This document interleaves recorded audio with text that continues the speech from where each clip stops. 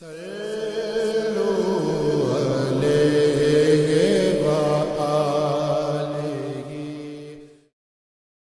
عمار رضی اللہ تعالیٰ عنہ نے عمر رضی اللہ تعالیٰ عنہ سے کہا کہ میں تو زمین میں لوٹ پوٹ ہو گیا۔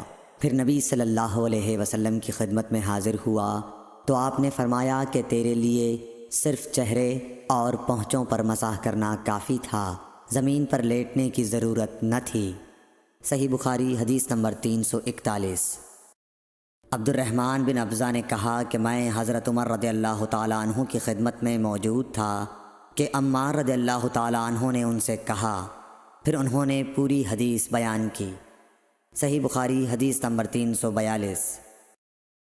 عبد الرحمن بن ابزہ نے اپنے والد سے حضرت عمار رضی اللہ تعالیٰ عنہ نے بیان کیا، پس نبی کریم صلی اللہ علیہ وسلم نے اپنے ہاتھوں کو زمین پر مارا اور اس سے اپنے چہرے اور پونچھوں کا مسح کیا۔ صحیح بخاری حدیث نمبر 343۔ ابو رجا نے عمران کے حوالے سے کہا کہ ہم نبی کریم صلی اللہ علیہ وسلم کے ساتھ ایک سفر میں تھے کہ ہم رات بھر چلتے رہے، اور جب رات کا آخری حصہ آیا تو ہم نے پڑاؤ ڈالا، اور مسافر کے لیے اس وقت کے پڑاؤ سے زیادہ مرغوب اور کوئی چیز نہیں ہوتی۔ پھر ہم اس طرح غافل ہو کر سو گئے کہ ہمیں سورج کی گرمی کے سوا کوئی چیز بیدار نہ کر سکی۔ سب سے پہلے بیدار ہونے والا شخص فلاں تھا، پھر فلاں، پھر فلاں۔ ابو رجا نے سب کے نام لیے، لیکن اوف کو یہ نام یاد نہیں رہے۔ پھر چوتھے نمبر پر جاگنے والے حضرت عمر بن خطاب رضی اللہ تعالیٰ عنہ تھے، اور جب نبی کریم صلی اللہ علیہ وسلم آرام فرماتے تو ہم آپ کو جگاتے نہیں تھے، یہاں تک کہ آپ خود بخود بیدار ہوں، کیونکہ ہمیں کچھ معلوم نہیں ہوتا کہ آپ پر خواب میں کیا تازہ وحی آتی ہے۔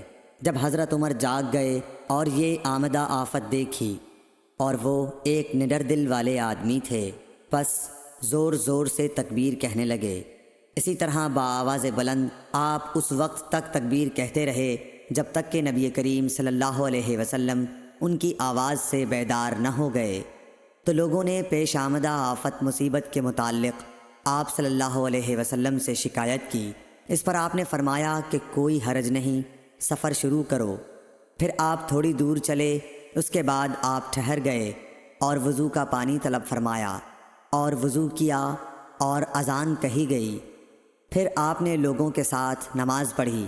جب آپ نماز پڑھانے سے فارغ ہوئے تو ایک شخص پر آپ کی نظر پڑی جو الگ کنارے پر کھڑا ہوا تھا، اور اس نے لوگوں کے ساتھ نماز نہیں پڑھی تھی۔ آپ نے اس سے فرمایا کہ اے فلاں، تمہیں لوگوں کے ساتھ نماز میں شریک ہونے سے کون سی چیز نے روکا؟ اس نے جواب دیا کہ مجھے غسل کی حاجت ہو گئی اور پانی موجود نہیں ہے۔ آپ نے فرمایا کہ پاک مٹی سے کام نکال لو، یہی تجھ کو کافی ہے۔ پھر نبی کریم صلی اللہ علیہ وسلم نے سفر شروع کیا تو لوگوں نے پیاس کی شکایت کی۔ آپ پھر ٹھہر گئے اور فلاں یعنی عمران بن حسین رضی اللہ تعالیٰ عنہ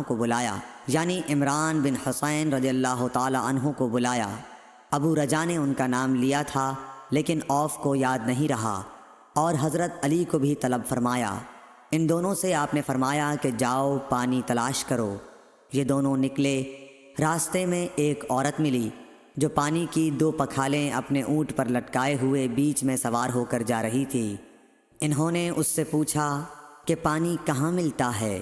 تو اس نے جواب دیا کہ کل اسی وقت میں پانی پر موجود تھی، یعنی پانی اتنی دور ہے کہ کل میں اسی وقت وہاں سے پانی لے کر چلی تھی، آج یہاں پہنچی ہوں، اور ہمارے قبیلے کے مرد لوگ پیچھے رہ گئے ہیں۔ انہوں نے اس سے کہا اچھا ہمارے ساتھ چلو۔ اس نے پوچھا کہاں چلوں؟ انہوں نے کہا رسول اللہ صلی اللہ علیہ وسلم کی خدمت میں۔ اس نے کہا اچھا وہی جن کو لوگ صابی کہتے ہیں؟ انہوں نے کہا یہ وہی ہیں جسے تم کہہ رہی ہو۔ اچھا اب چلو۔ آخر یہ دونوں حضرات اس عورت کو حضرت صلی اللہ علیہ وسلم کی خدمت مبارک میں لائے اور سارا واقعہ بیان کیا۔ عمران نے کہا کہ لوگوں نے اسے اونٹ سے اتار لیا۔ پھر نبی کریم صلی اللہ علیہ وسلم نے ایک برتن طلب فرمایا اور دونوں پکھالوں یا مشکیزوں کے منہ اس برتن میں کھول دیے۔ پھر ان کا اوپر کا منہ بند کر دیا۔ اس کے بعد نیچے کا منہ کھول دیا اور تمام لشکریوں میں منادی کر دی گئی کہ خود بھی سیر ہو کر پانی پئیں اور اپنے تمام جانوروں وغیرہ کو بھی پلا لیں۔ پس جس نے چاہا پانی پیا اور پلایا اور سب سیر ہو گئے۔ آخر میں اس شخص کو بھی ایک برتن میں پانی دیا جسے غسل کی ضرورت تھی۔ آپ نے فرمایا لے جا اور غسل کر لے۔